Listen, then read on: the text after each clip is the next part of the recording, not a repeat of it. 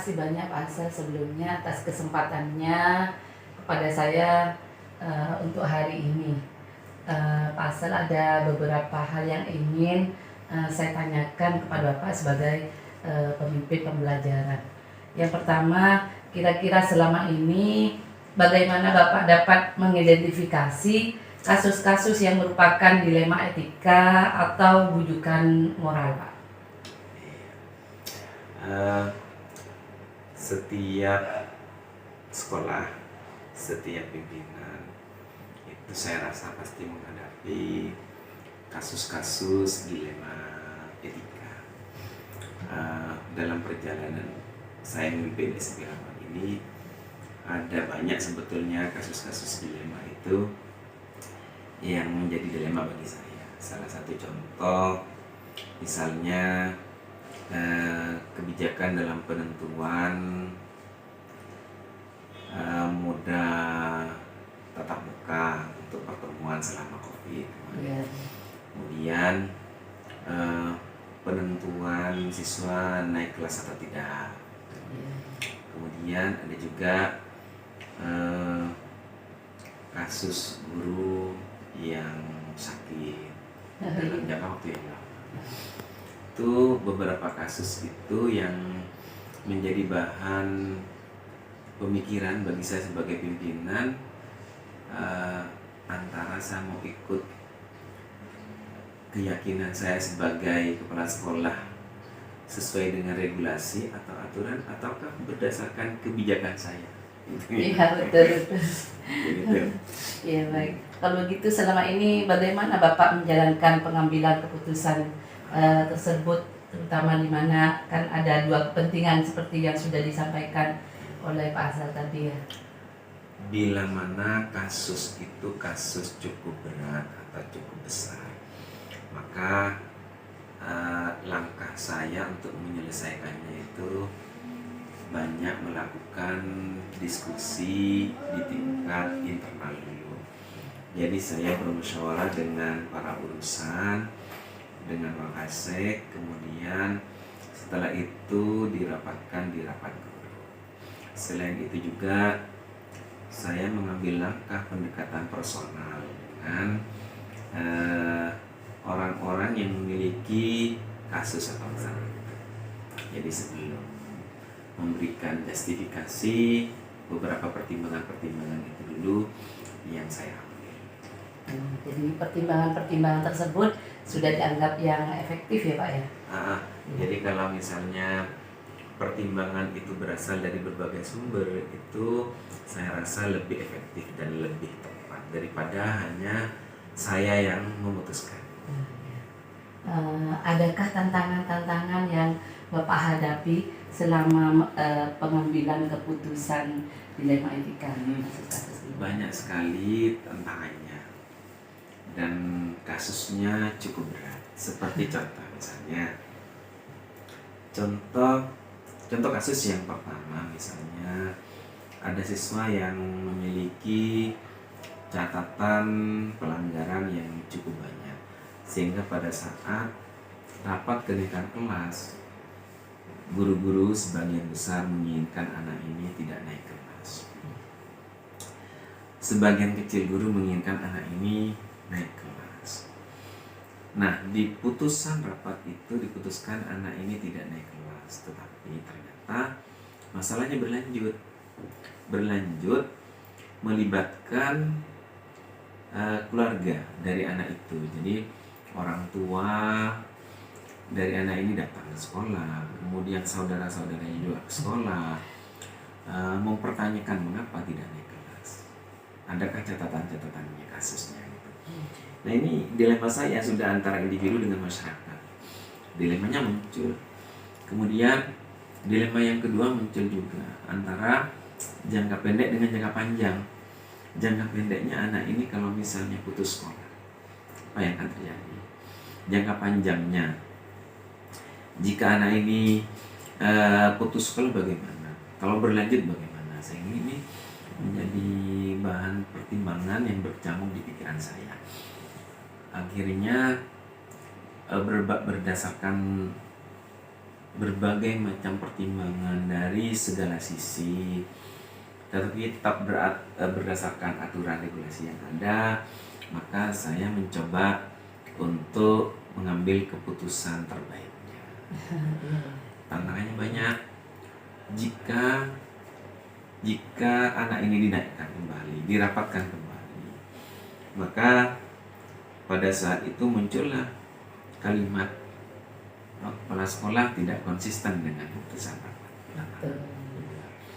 Sementara kalau misalnya anak ini tetap dalam posisi tidak naik kelas atau naik kelas dengan cara pindah, karena anaknya tidak mau, orang tuanya tidak mau, kalau pindah tetap mau di SMP 8 dan tetap menuntut naik gitu ya.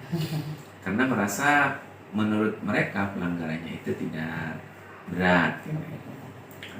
Jadi saya koreksi dulu catatan BK-nya bagaimana, wali kelasnya bagaimana, gurunya bagaimana. Dari hasil pertimbangan itu akhirnya didapatkan ulang dan akhirnya anak ini dinaikkan dengan pertimbangan jangka panjang. Iya. Jadi saya memikirkan bagaimana nasib anak ini jika tidak sekolah, karena dia akan berhenti sekolah jika tidak di SMP 8. Nah ini harus diperjuangkan. Nah itu antara keyakinan dengan kasihan. Di satu sisi saya kasihan sama anak ini, di satu sisi saya harus menerapkan aturan.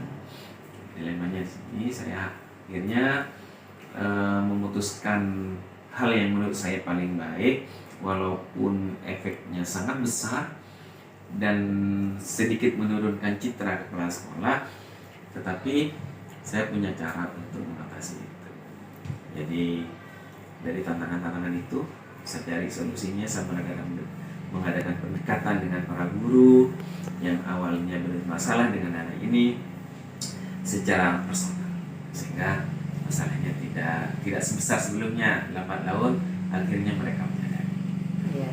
Punya atau memiliki jadwal tertentu atau ada ada prosedur-prosedur tertentu dalam menyelesaikan dilema untuk kasus-kasus dilema yang anggaplah tingkatnya sulit gitu Pak. Iya. Atau langsung Bapak putuskan? Kalau saya jelas mempertimbangkan tingkat kesulitan dari kasus ini. Jadi kalau misalnya kasusnya ringan, bisa langsung saya memberikan keputusan. Tetapi bila kasusnya cukup berat dan menyangkut nasib dari banyak orang, itu maka saya harus menyusun strategi. Dalam menyusun strategi itu tentunya saya ada jadwal-jadwal tertentu. Misalnya kami mengadakan rapat urusan itu kapan, kemudian rapat guru kapan. Jadi ada jadwal khusus untuk membahas kebijakan-kebijakan yang sekiranya ini cukup berat untuk memutuskan itu, dan kami berusaha untuk mencari sanksi atau dampak yang seminimal mungkin. Terus ini Pak selama ini dalam pengambilan keputusan Bapak sebagai pemimpin pembelajaran, adakah seseorang yang membantu Bapak dalam pengambilan keputusan, atau ada faktor-faktor yang bisa mempermudah Bapak selama ini dalam mengambil suatu keputusan? Iya, kepala sekolah tidak bisa berdiri sendiri dalam mengambil keputusan, karena sekolah ini merupakan suatu komunitas yang di dalamnya banyak elemen.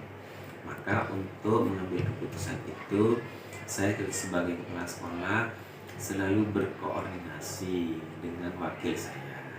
Wakil kepala sekolah itu ada 2. Jadi itu yang pertama yang saya ajak untuk diskusi. Jadi mereka berdua banyak membantu saya. Kemudian adalah urusan kurikulum, kesiswaan, humas, dan pembina OSIS, serta kepala lab atau kepala perpustakaan. Jadi tergantung dari masalah yang muncul di mana di situ. Nah itu yang paling utama, banyak membantu saya dalam menyelesaikan masalah. Baik, terima kasih Pak.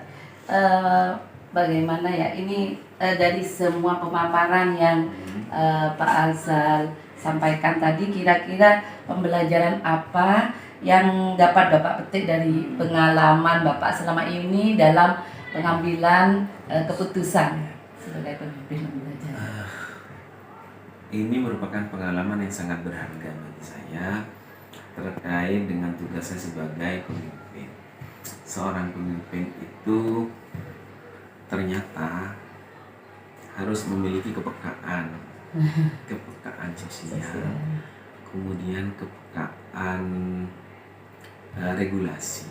Jadi gini, dalam kasus-kasus yang penuh dengan dilema, ternyata kita tidak bisa langsung memutuskan sesuatu itu tanpa berlandaskan regulasi dan tanpa berlandaskan kepekaan sosial.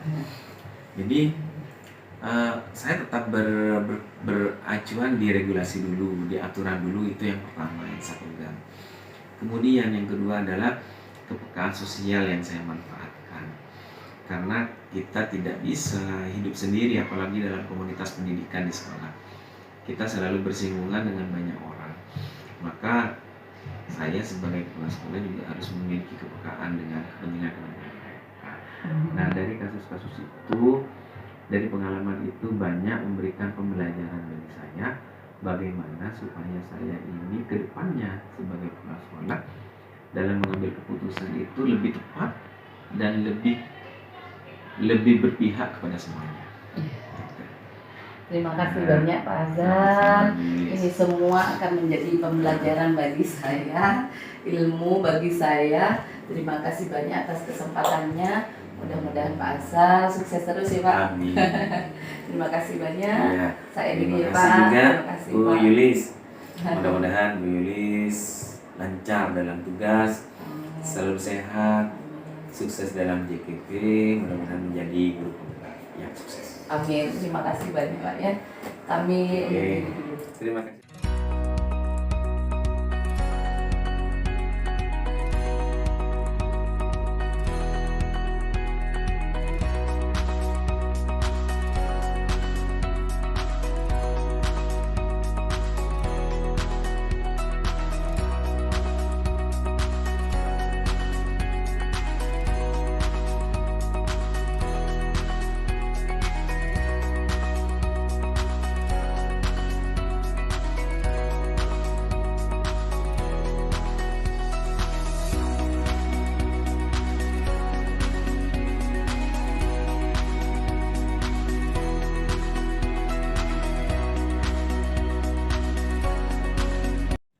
Assalamualaikum warahmatullahi wabarakatuh. Waalaikumsalam warahmatullahi wabarakatuh. Terima kasih sebelumnya saya sampaikan Pak atas Sama-sama. kesempatan pada hari ini. Ya. Mohon maaf jika mengganggu waktunya sebentar. Insya Allah tidak mengganggu. Sangat senang sekali kedatangan Bu Yudi selaku CGP di sini. Iya, terima kasih. Ada beberapa hal yang ingin sekali saya tanyakan sama Bapak sebagai pemimpin pembelajaran di sini. Iya. Yang pertama Pak ya, selama ini bagaimana Bapak dapat mengidentifikasi kasus-kasus yang merupakan dilema etika atau wujukan moral Pak? Ya, Bu Yudi, terima kasih. Dalam beberapa hal selama saya menjadi pemimpin di sekolah ini, ada beberapa kasus, salah satu di antaranya ada seorang siswa itu melanggar sebuah kasus etika. Kebetulan siswa itu kelas 8, namanya Chandra. Anak itu sudah beberapa kali mendapat teguran dari BK kaitan dengan pelanggaran-pelanggaran yang diperbuat. Pertama kaitan dengan pelanggaran keterlambatan, juga pelanggaran membawa HP di kelas. Terkait dengan pelanggaran membawa HP di kelas, anak itu sempat dirampas HP-nya. Namun setelah dirampas, anak itu ternyata tidak menerima terhadap perampasan yang dilakukan oleh guru. Dan itu sudah melanggar tata tertib yang ada. Secara tata tertib melanggar, hukumnya juga ada catatan di situ, sehingga ketika dirampas, anak itu melorot ke ruang guru. Kejadian yang ada di ruang guru, ketika HP dirampas, anak itu melawan kepada guru dengan membentak-bentak di ruang guru. Ketika sama guru itu dilerai bahwa anak itu tidak boleh bentak-bentak kepada guru agar bersikap sopan, punya akhlak dan moral yang bagus. Ternyata anak itu malah menantang. Bahkan terakhir itu anak itu ternyata naik ke meja guru dan berjalan di atas meja guru. Sehingga hal itu yang membuat kami selaku pimpinan sekolah mengambil keputusan bagaimana anak itu tidak seperti itu.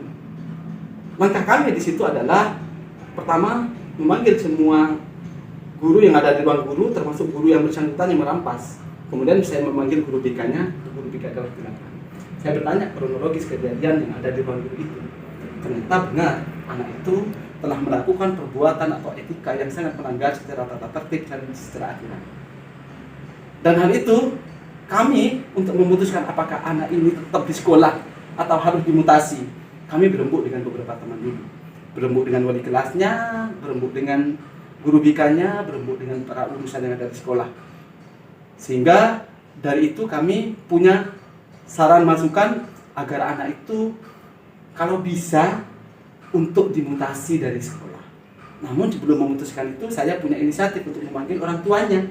Dari orang tua anak itu, yang kebetulan anak itu namanya Chandra. Saya panggil orang tuanya melalui BK, buat surat panggilan melalui BK.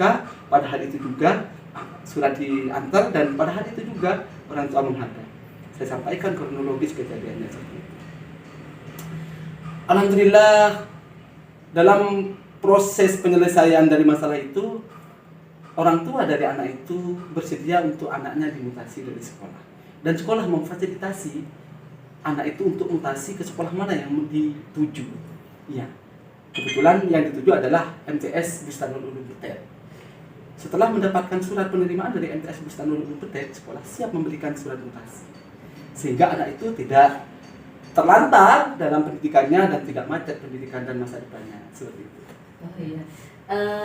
Baik Pak, selama ini bagaimana Bapak menjalankan pengambilan keputusan di sekolah, terutama kasus-kasus di mana ada dua kepentingan yang sama, misalnya seperti tadi supaya anak tadi tidak putus sekolah gitu ya Pak ya, karena ini sama-sama mengandung dua nilai kebajikan ya Pak ya.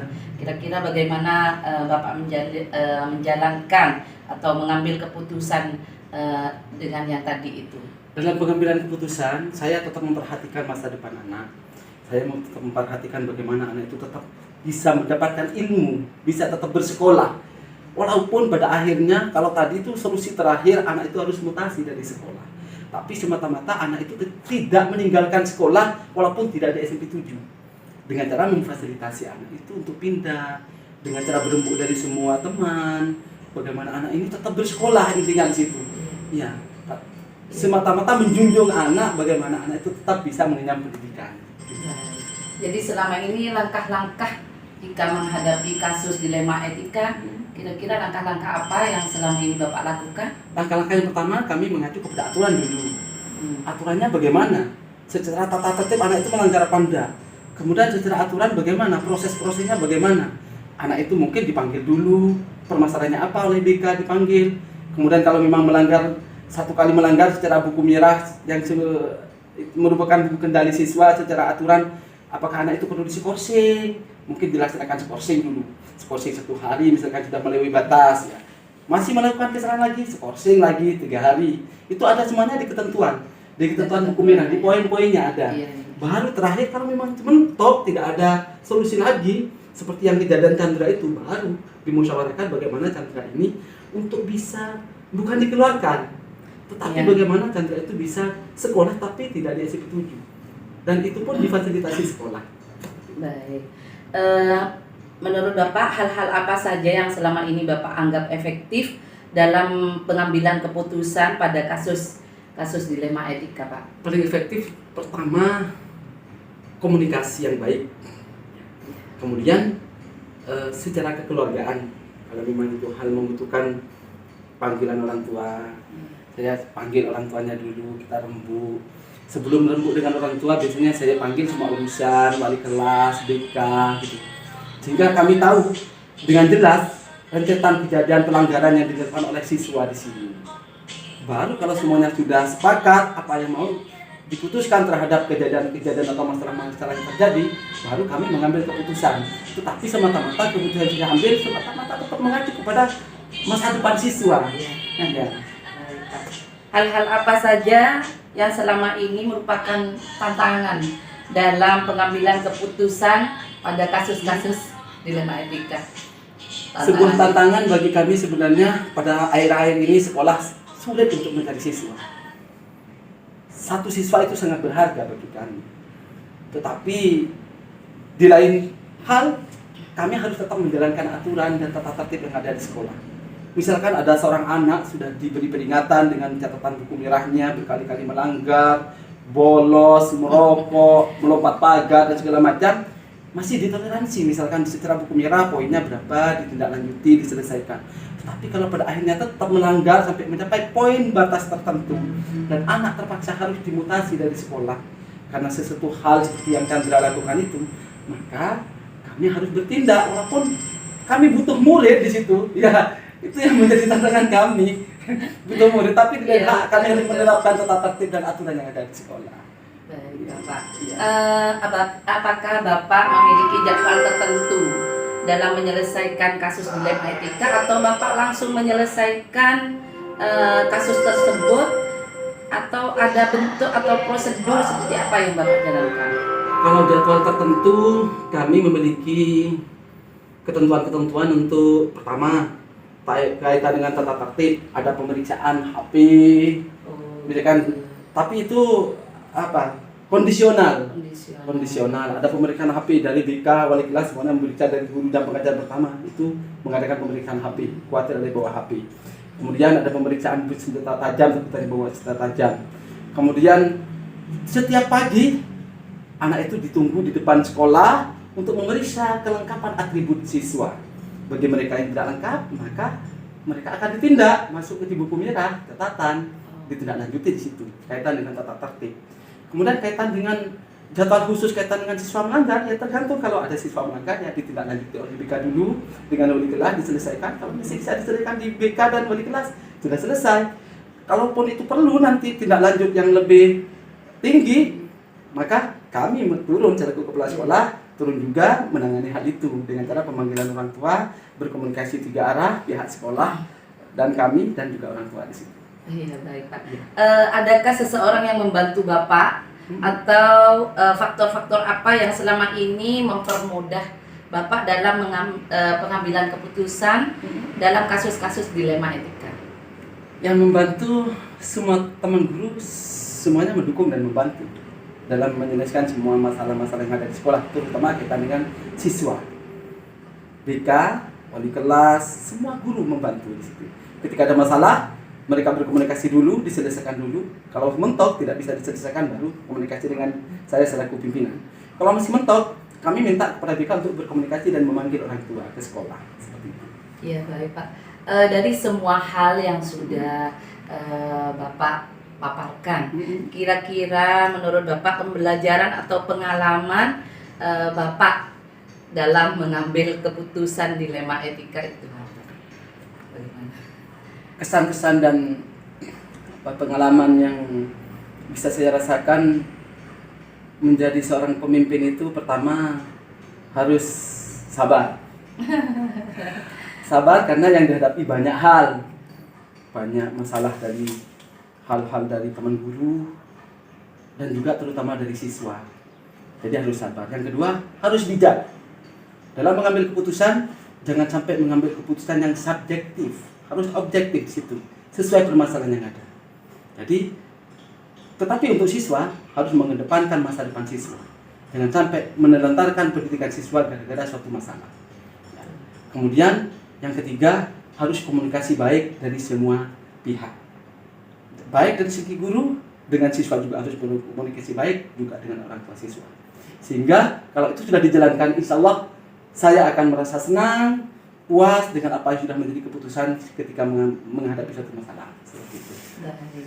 Terima kasih banyak Sama-sama. Pak. Ini merupakan suatu pembelajaran buat saya. Sama. Mudah-mudahan nanti ke depannya Pak Munarwi tetap sukses. Amin. Tetap hebat. Iya, Kak. Terima kasih banyak. Sama-sama juga, terima kasih. Ini ilmu Pak buat saya. Sama, saya juga dapat ilmu dari Bu Yuli selaku JGP, sehingga punya bekal kepada kami bagaimana dalam menyelesaikan suatu masalah. Terima kasih banyak juga kepada Bu Yuli atas kesempatan untuk interview dengan kami. Iya. Makasih banyak Sama-sama, ya, Pak. sama-sama. Ya, Ya. kami mohon izin Iya. kembali. Ya, assalamualaikum warahmatullahi wabarakatuh. Waalaikumsalam warahmatullahi wabarakatuh.